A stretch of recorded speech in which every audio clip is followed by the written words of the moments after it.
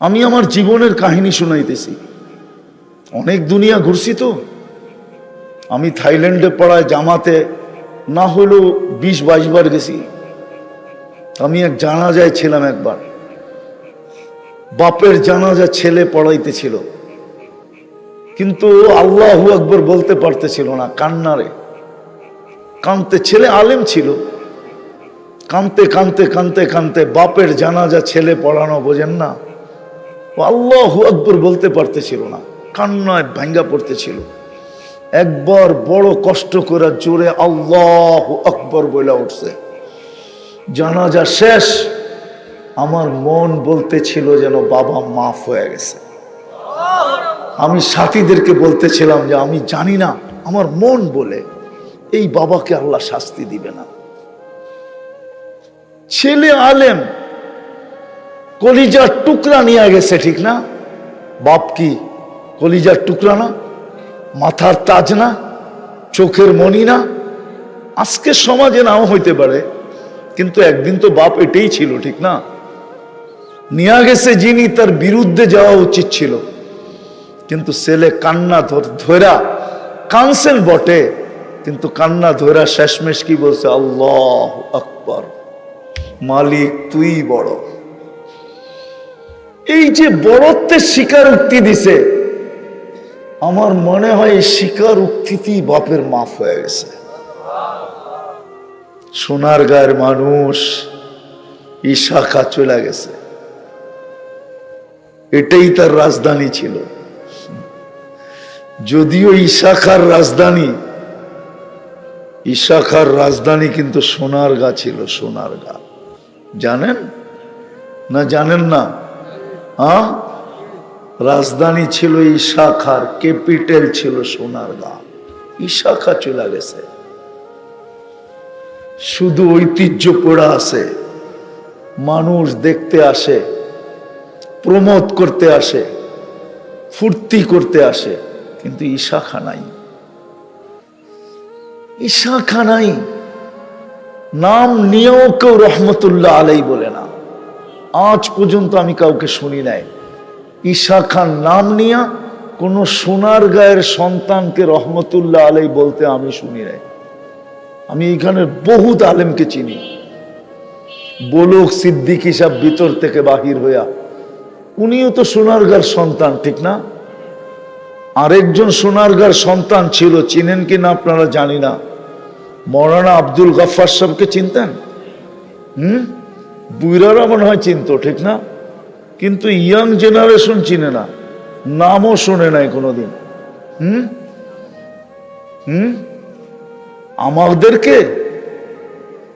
আমাদেরকে যদি এক কুঠিও এক পাল্লায় দেওয়া হয়, আর মৌলানা আব্দুল গফফার রহমতুল্লাহ আলাইকে আরেক পাল্লায় দিলে ওনার পাল্লা বাড়ি হবে।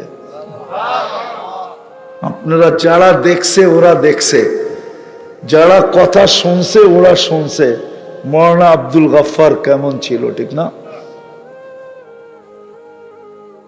রহমতুল্লাহ আলাই, ওনাকেও কোনোদিন আমি ইশাখাকে নাম নিয়ে শুনি না রহমতুল্লাহ আলাই বলতে, অথচ ইশাখা কিন্তু মুসলমানই ছিল, ঠিক না? সত্য তো? কি বলেন? আরেকজন আপনাদের এখানে আছে, আবু তায়ামা রহমতুল্লাহ আলাই। ওনার নাম যে নেয় সেই রহমতুল্লাহ আলাই মনের থেকে পড়ে। ইশাখাও ঐতিহ্য রেখা গেছে, আবু তায়ামা রহমতুল্লাহ আলাই ঐতিহ্য রেখা গেছে। আপনারা চিনেন না সোনারগাঁর মানুষ, সোনারগাঁও চিনেন না। আমি আপনাদেরকে বলে দিয়ে যাইতেছি, ভালো মতে শোনেন। বাংলাদেশ নাই, ভারতবর্ষ, আফগানিস্তান থেকে নিয়া একবারে সেই বার্মার শেষ মাথা পর্যন্ত, আজ থেকে 800 বছর আগে 1268 সনে সর্বপ্রথম বুখারীর দর্স আপনাদের সোনারগাঁয়ে হয়েছে। সোনারগাঁয়ে হাদিসের দর্স দিছেন আবু তায়ামা রহমতুল্লাহ আলাই, সোনারগাঁয়ে। সোনারগাঁয়ে মুরগাপাড়া যাইতে হাতের ডাইনে পড়ে, ডাইনে মেঘনার দিকে যেতে হাতের ডাইনে পড়ে। আবু তায়ামা রহমতুল্লাহ এখানে হাদিসের 10 দিছেন। সোনারগাঁর মানুষ তো সোনারগাঁর ঐতিহ্য জানে না, তো যেটা বলতেছিলাম ঐতিহ্য থেকে যাবে। এই জন্যই মনে হয় কবি বলেন, মিলে খাক মে আহলে শাহ कैसे कैसे জমি খা গই নওজোয়ান कैसे कैसे। কত যুবককেই তো জমিন বেনিশ করে দিল, লাশ হিসাবে কবরে দিতে দেরি, 6 মাস পরে আর কিছু খুঁজে পাওয়া যায় না। অথচ এক সময় যখন চলতো রাস্তা দিয়া, তো দুই পাশের মানুষগুলা বলতো যুবরাজ যায় যুবরাজ। কত যুবতীকেই তো, কত সুন্দরীর লাশই তো জমিন পচায় দিল, বেনিশ করে দিল। এলাকায় যখন বাহির হতো তো মানুষ বলতো পরীকেও হার মানায়, ঠিক না? সৌন্দর্যের কারণে কত মেয়ের নামই তো পরী বিবি হইল, ঠিক না? না হইল না? আমি আবার অন্যকে বলতেছিলাম, আমার ফুফুর নামই ছিল পরী বিবি। ডাকার নাম, একটা জায়গার নামই আছে এর নামে নাম, ঢাকার পরিবাগ এর নামে নাম। জাহাঙ্গীর মোহাম্মদ আদেলের মা পরীর মতো, পরী বিবি নাম ছিল, পরীর মতো সুন্দরী ছিল। কিন্তু আজকে কোথায়? আজকে জীবন আছে বটে, কিন্তু জীবনে রং নাই। আমাদের জীবন আছে বটে, কিন্তু জীবনের ভিতরে রং নাই। এটার কারণ এটাই, যতটুকু শুনছি, যেমনে শোনার অমনে শুনি নাই, বিদায় জীবনটা আমল দ্বারা মোড়ায় নাই, জীবনে আমল আসে নাই। আসলে সত্য এটাই, মানুষ যেখানেই থাকুক না কেন, আপনারা সোনারগাঁও নাম যদিও সোনারগাঁও, কি নামটা কি? সোনারগাঁও না? সোনা বোঝেন তো? কি স্বর্ণ? সোনারগাঁও হইলে কি হবে? পুরাটা থানাই তো সোনা দিয়া মোড়ানো না, ঠিক না? আপনাদের ওয়ার্ডটা কয় নম্বর? মনে হয় এক মাথায়, বিলকুল ঠিক না? রাস্তাঘাট এখন উন্নত হইতে শুরু হয়েছে, ঠিক না? এক সময় তো মনে হয় এরকম উন্নতও ছিল না, কাঁচা রাস্তাই ছিল। তো মানুষ যেখানেই বাস করুক, ভালো মতে শুনতে হবে, কিন্তু লম্বা কথা হবে না। আর আমি 2 জনের বয়ান এসে শুনছি, সিদ্দিকী সাহেবের আরেকজনের, এরপরে আর বয়ান করারও প্রয়োজন মনে করি না। আজকাল আমাদের মেমোরি ছোট, সব প্রযুক্তিতে চলে গেছে। স্কুল কলেজের ছেলেদেরকে জিজ্ঞাসা করেন, মুখে মুখে অঙ্ক করতে পারবে না, হিসাব করতে বলেন পারবে না, ক্যালকুলেটর লাগবে। আগে মুদি দোকানের চোতা লেখতো, তারপরে মুখে মুখে হিসাব করা, তারপরে লেখা দিয়া দিত। এখন সবার দোকানে ক্যালকুলেটর। আমরা যখন স্কুলে পড়ছি তো 25 পর্যন্ত নামতা মুখস্থ করতে হতো, আর এখনকার পোলা পান্ডে যদি বলি 9-এর নামতা বলো, তাও পারে না। 9 কত, ক্যালকুলেটরে গুণ করা তারপরে দেখায় এত। তো মেমোরি এখন প্রযুক্তিতে চলে গেছে, কথা লম্বা বললে মনে রাখতে পারে না, এই জন্য কথা লম্বা হবে না। কেননা সিদ্দিকী সাহেবের বয়ানের পরে আরেকজন ওনার আগে বয়ান করতেছিল, আমি যখন আসছি দূর থেকে শুনতে শুনতে আসছি, তারপরে আর প্রয়োজন মনে করে না, প্রয়োজন মনে করি না লম্বা বয়ান হোক, কিন্তু বসছি যখন 2-একটা কথা বলতেছি। মানুষ যেখানেই বাস করুক, সোসাইটি যেমনই হোক, খাওয়া দাওয়া যেমনই হোক, পোশাক পরিচ্ছদ যেমনই হোক, বংশ বুলি যেমনই হোক, রং আর গঠন যেমনই হোক, যে আল্লাহ আমাদেরকে মানুষ হিসাবে অস্তিত্ব দিয়েছেন, রব্বে কাবার কসম দুনিয়ার কোন জিনিস আল্লাহ দেখবে না। আল্লাহ দেখবে যাকে মানুষ হিসাবে অস্তিত্ব দিয়েছেন সে আসলেই মানুষ হিসাবে ফিরল কিনা। নাইলে যেই মানুষটাকে আল্লাহ মানুষ হিসাবে শ্রেষ্ঠত্বের মুকুট দিয়ে অস্তিত্ব দিলেন, ওই মানুষের মাথার থেকে শ্রেষ্ঠত্বের মুকুটটা সরায়া আল্লাহ ওই মানুষটাকে জানোয়ার বলেন, তো বলেন কি করে? কোরআনে কিন্তু মানুষকেই আল্লাহ জানোয়ার বলছেন, উলাইকা কাল আনআম। অস্তিত্ব তো দিলাম মানুষ, কিন্তু এটা জানোয়ার হলো কি করে? আল্লাহ নিজেই ঘোষণা দিতেছেন, অথচ আল্লাহ কিন্তু আমাদেরকে শ্রেষ্ঠত্বের মুকুট দিয়ে অস্তিত্ব দিয়েছেন। ওয়ালাকাদ কাররামনা বানি আদম। হুকুম দিয়ে অস্তিত্ব দেন নাই, কুদরতি হাত দিয়ে অস্তিত্ব দিয়েছেন। হুকুম দিয়ে না, সব হুকুমের তৈরি। ইদা আরাদা শাইয়ান আন ইয়াকুলা লাহু কুন ফায়াকুন, সব হুকুম দিয়ে তৈরি করছেন। আপনাকে আমাকে কুদরতি হাত দিয়ে তৈরি করছেন। সব 10 মাস সময় নিয়ে তৈরি, সব 6 দিনে তৈরি করছেন। আপনাকে আমাকে 10 মাস সময় নিয়ে তৈরি করছেন। সৃষ্টির ভিতরে সবচেয়ে সুন্দর গঠন দিছেন। মানুষের চেয়ে সুন্দর গঠন আল্লাহ সৃষ্টির ভিতরে কাউকে দেন নাই। যদি দিতেন তাইলে আল্লাহ এতগুলা কসম খাইতেন না। 4টা কসম খায়া বলছেন, লাকাদ খালাকনাল ইনসানা ফি আহসানি তাকওয়িম। মানুষ, তোমাকে সৃষ্টির ভিতরে সবচেয়ে সুন্দর গঠন দিলাম। সৃষ্টির ভিতরে সবচেয়ে সৌন্দর্য দিছেন আল্লাহ মানুষকে। জমিনের আধিপত্য দিছেন আল্লাহ মানুষকে, নাইলে আমরা বাস করতে পারতাম না। জমিন আপনাকে বাস করতে দিত? আপনি ভাবেন?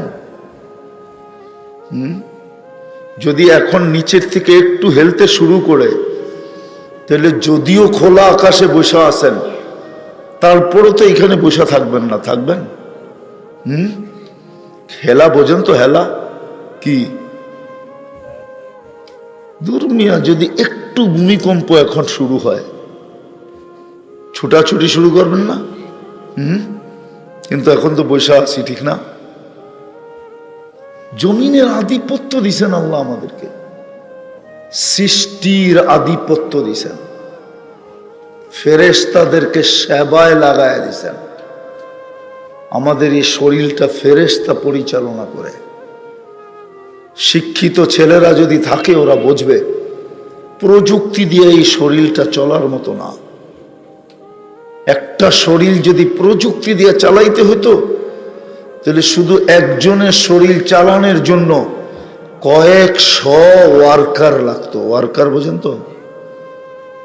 কয়েকশো কর্মচারী লাগতো। 2 চোখেই তো 13-26 কোটি ক্যামেরা। নাক তো সর্বপ্রথম চেক করে যে এটার গ্রান ঠিক আছে কিনা। গ্রান ঠিক নাই, ওইখানেই নাক থামায়া দেয়। গ্রান ঠিক না, এটা ভিতরে দেওয়া যাবে না। কত বড় প্রজেক্ট এখানে লাগানো আপনি জানেন? নাকের কাছে নিতে দেরি না, গ্রান দিয়া বলতে দেরি করে না ওকে। আর যদি গ্রান ঠিক না থাকে, সাথে সাথে বলে গ্রান ঠিক না। জিহ্বা স্বাদ চেক করে। বলেন না দুনিয়ায় কোন মেশিন আছে স্বাদ চেক করে দেখায় দিবে? জিহ্বা তো ছোঁয়াইতে দেরি, স্বাদ বলতে দেরি করে না। যদি স্বাদ বিনষ্ট হয় তো জিহ্বার সাথে সাথে বলে স্বাদ ঠিক না, চলবে না। দাঁতে চেক করে কোনো পাথরের কণা আছে কিনা, সর্বপ্রথম কামড়টা ওইটার উপরে পড়ে। জিহ্বা আবার চেক করে কোনো চুল আছে কিনা, ঠিক না? প্রজেক্ট লাগান না, এক একটা গণাইতে থাকি আমি। হাট যে চলে সেটা প্রজেক্ট দিয়া চালায়, দেখেন না কত বড় মেশিন লাগে। এটা তো পাঞ্চ করে, পাঞ্চ রক্ত ভিতরে নেয়, আবার চাপ দিয়া রক্তকে ছেড়া দেয়, পাঞ্চ করে। অক্সিজেন পিওর যায়, যাইতে দেরি, আমাদের শরীরের ভিতর থেকে কার্বন ডাই অক্সাইডকে যায়া পেঁচাইতে দেরি করে না, পেঁচাইয়া আবার আধা সেকেন্ডের ভিতরে এটাকে বের করে দেয়। কয়েকটা দেখাইলাম। প্রযুক্তি দিয়ে যদি শরীরটা চালাইতে হইতো, তাহলে এক একজনের শরীর চালানোর জন্য কয়েকশ ওয়ার্কার লাগতো। আল্লাহ ফেরেশতার সেবা দিয়া চালায়। ওই মানুষটাকে আল্লাহ কোনোদিন জানোয়ার বলতেন না। জানোয়ার বললেও তো মনকে বুঝাইতে পারতাম, কিন্তু শুধু জানোয়ার তো বলেন নাই, একটু আগে বলছেন যে জানোয়ারেরও তো একটা কোয়ালিটি আছে, তোর ভিতরে তো এই কোয়ালিটিটাও নাই। জানোয়ারের ভিতরেও কিন্তু কোয়ালিটি আছে, কিতাবে আছে। কুকুরের ভিতরে 9টা গুণ আছে, ওটা যদি মানুষের ভিতরে আসে তাহলে মানুষ আল্লাহওয়ালা হয়ে যায়, আল্লাহওয়ালা, আল্লাহর ওলি হয়ে যায়, ওলি। চাই যুবকের ভিতরে আসুক, চাই নারীর ভিতরে আসুক, চাই পুরুষের ভিতরে আসুক, চাই গ্রাম্য ভিতরে আসুক, চাই শহরের ভিতরে আসুক, যার ভিতরে আসবে সে ওলি। জানোয়ারেরও কোয়ালিটি আছে, কিন্তু আল্লাহ বলে না, তোর ভিতরে তো এতটুকু কোয়ালিটিও নাই, জানোয়ারের ভিতরে যতটুকু আছে। বিদা আমি কথা গুছায় নিয়ে আসতেছি, আপনি যেখানেই থাকেন, খাওয়া দাওয়া যেমনই হোক, পোশাক পরিচ্ছেদ যেমনই হোক, রং আর ঢং যেমনই হোক, রং ঢং বোঝেন, কালার আর গঠন যেমনই হোক, বংশ বুলি যেমনই হোক, আল্লাহ এটা দেখবে না। আল্লাহ দেখবে এই ছোট জীবনটাকে কে গড়ল। যে এই ছোট জীবনটা গড়বে, ছোট এই জন্য বললাম, 60-70 বছর বললাম না, কেননা এই উম্মতের উপরে আল্লাহর বিশাল দয়া আছে, স্নেহ আছে, মায়া আছে, মমতা আছে, ভালোবাসা আছে। একটা উদাহরণ দিতেছি, বলেন রমজানে ফরজ কয় গুণ ছিল? হতো কেউ যদি চাইতো কিতাবের লেখা অনুযায়ী, তো 1 মাস ফরজ আদায় করা বলতে তো পারতো যে আমার 70 মাসের অ্যাডভান্স ফরজ পুরা হয়ে গেছে, ঠিক না? কয় মাসের? হ্যাঁ, কিন্তু কয়জন পড়ছে বলেন? এই গ্রামের কয়জন পড়ছে? এই ইউনিয়নের, এই ওয়ার্ডের কত পার্সেন্ট লোক নামাজ পড়ছে? বলো যুবক, তোমরা কতজন পড়ছো? রাগ হও না, বলো। 70 মাসের অ্যাডভান্স করে রাখার সুযোগ ছিল, কিন্তু কয়জন করছে? এই জন্য আমার কথা শুরুটা ছিল, আপনি কোথায় থাকেন, রাস্তা আছে না নাই, ঘাট আছে না নাই, উন্নত না অনুন্নত, পোশাক কিরকম, পরিচ্ছেদ কিরকম, খাওয়া কিরকম, লওয়া কিরকম, ঘর কিরকম, বাড়ি কিরকম, আপনার রং কিরকম, আপনার গঠন কিরকম, আপনার বংশ কিরকম, রব্বে কাবার কসম, আল্লাহ দুনিয়ার কিচ্ছু দেখবে না, দেখবে এই ছোট জীবনটা কে গড়ল। ছোট এই জন্য বলতেছি যে এই উম্মতের সাথে আল্লাহর এক ভালোবাসার মহব্বত। 70 বছর যদিও দিয়া থাকেন বয়স, কিন্তু 70-এর হিসাব নিবেন না, প্রথম 15 বছর মাফ। প্রাপ্ত বয়স্ক না হওয়া পর্যন্ত এই সময়টা মাফ, নিষ্পাপের খাতায় লেখা থাকবে। 24 ঘন্টায় যতক্ষণ ঘুমাই, ফেরেশতা আমাদের বিরুদ্ধে কিচ্ছু লেখে না। এই সময়টাও কাউন্টে আসবে না। ফেরেশতা আমাদের বিরুদ্ধে কিচ্ছু লেখে না, পক্ষে লিখতে পারে কিন্তু বিরুদ্ধে না। তাইলে বাঁচলো আর কতটুকু? এতটুকু সময় শুধু আল্লাহ আপনাকে আমাকে দিছে গড়ার জন্য, গড়ার জন্য দিছেন। যে গড়বে, যে এই জীবনটাকে গড়বে, এই ছোট জীবনটাকে যে গড়বে, গড়ার জন্য দিছেন। যে গড়বে, যে এটাকে গড়বে, নারী গড়বে, নারী গড়বে। তাহলে রাবেয়া বড় উচ্চাঙ্গের নারী ছিল না? রাবেয়া বসরি, যার বাড়ি আমি 6 বার দেখছি, 6 বার। ইথিওপিয়ার মেয়ে ছিল, যদিও বসরা বলে, তাকে বসরায় বিক্রি করা হয়েছিল, ইরাকের বসরায়। তার কবরও বসরায়, কিন্তু বাড়ি তার ইথিওপিয়ায়। কৃত দাসী মহিলা, কৃত দাসী মেয়ে, এখনো তার নাম সবার মুখে মুখে। 33 বছর বয়স পাইছে, শুধু 33 বছর বয়স। বাদ দিয়া দেন প্রাপ্ত বয়স্ক হওয়ার 14 বছর, 14 গেলে আর 33-এ থাকে কতটুকু বলেন? এতটুকু সময় জীবন গড়ছে। স্বামী আগেই দুনিয়ার থেকে চলে গেছে, বিধবা ছিল রাবেয়া, যার বাড়ি দেখলে এখনো চোখে পানি আসে। আমি প্রত্যেককে দেখছি চোখে পানি। জিজ্ঞাসা করছি কাঁদো কেন? তো বলছে ভিতর থেকে আওয়াজ আসে, রাবেয়া তুমি কোথায়? আমার ঘরের মেয়েরা কোথায়? তুমি কোথায়? আমার সমাজের মা বোন কোথায়? রাবেয়া তুমি এরকম কি করলে?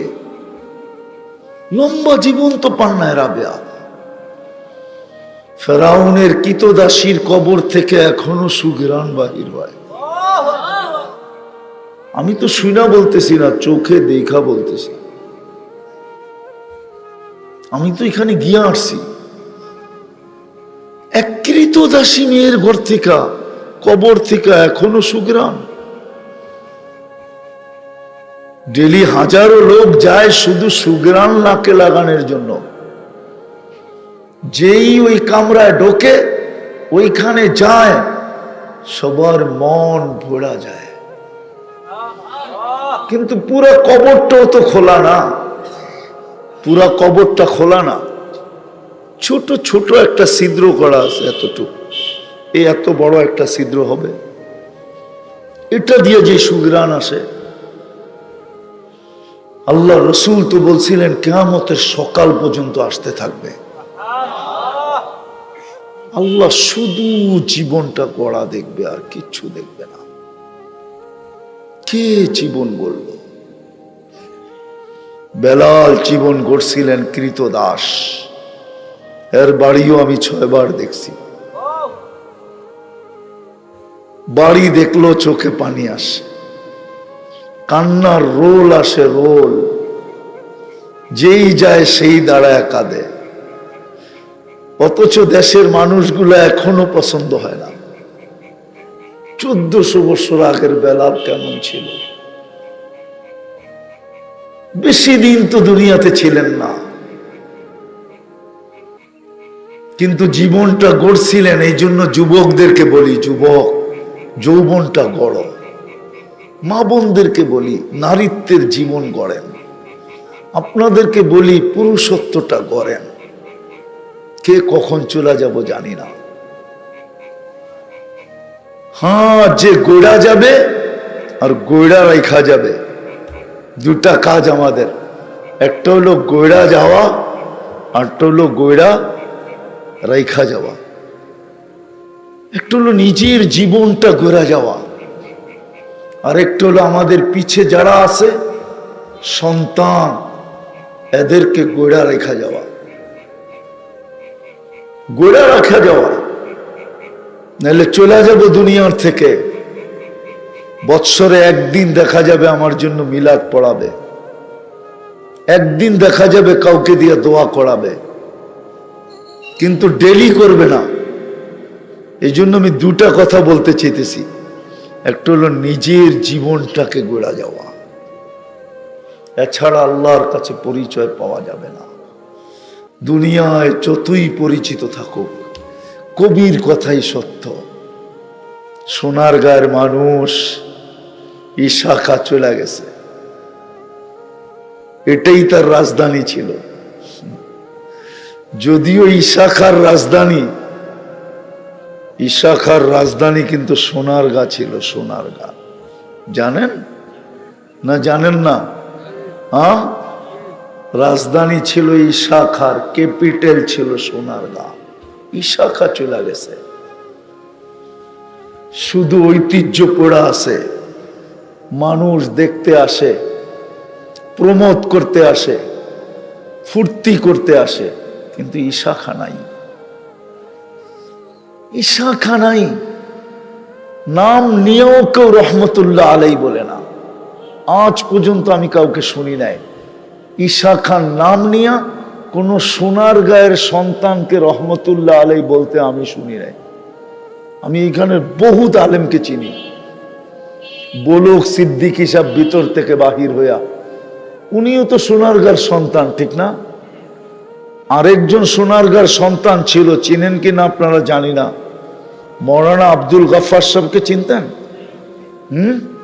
বুইরারা মনে হয় চিনতো, ঠিক না? কিন্তু ইয়াং জেনারেশন চিনে না, নামও শুনে নাই কোনোদিন।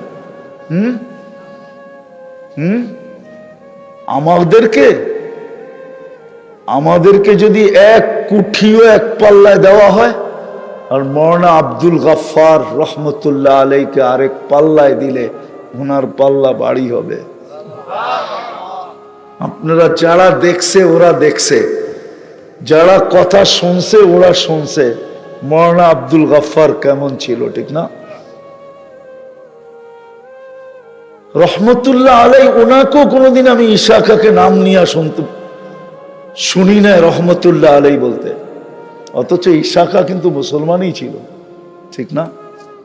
সত্য তো? কি বলেন? আরেকজন আপনাদের এখানে আছে,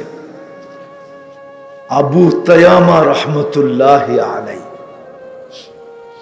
ওনার নাম যে নেয় সেই রহমতুল্লাহ আলাই মনের থেকে পড়ে। ইশাখাও ঐতিহ্য রেখা গেছে, আবু তায়ামা রহমতুল্লাহ আলাইও ঐতিহ্য রেখা গেছে। আপনারা চিনেন না সোনারগাঁর মানুষ? সোনারগাঁও চিনেন না?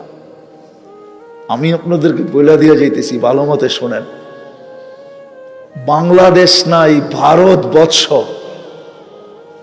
আফগানিস্তান থেকে নিয়া একবারে সেই বার্মার শেষ মাথা পর্যন্ত, আজ থেকে 800 বছর আগে 1268 সনে সর্বপ্রথম বুখারীর দর্স আপনাদের সোনারগাঁয়ে হয়েছে। সোনারগাঁয়ে হাদিসের দর্স দিছেন আবু তায়ামা রহমতুল্লাহ আলাইহি। সোনারগাঁয়ে মুরগাপাড়া যাইতে হাতের ডাইনে পড়ে, ডাইনে মেঘনার দিকে যাইতে হাতের ডাইনে পড়ে আবু তায়ামা রহমতুল্লাহ আলাইহি এখানে হাদিসের দর্স দিছেন। সোনারগাঁর মানুষ তো সোনারগাঁর ঐতিহ্য জানে না। তো যেটা বলতেছিলাম, ঐতিহ্য থেকে যাবে। এই জন্যই মনে হয় কবি বলেন, মিলে খাক মে আহলে শাহ कैसे कैसे জমি খা গই নওজোয়ান कैसे कैसे। কত যুবককেই তো জমিন বেনিশ করে দিল, লাশ হিসাবে কবরে দিতে দেরি, 6 মাস পরে আর কিছু খুঁজে পাওয়া যায় না। অথচ এক সময় যখন চলতো রাস্তা দিয়া, তো দুই পাশের মানুষগুলা বলতো যুবরাজ যায়, যুবরাজ।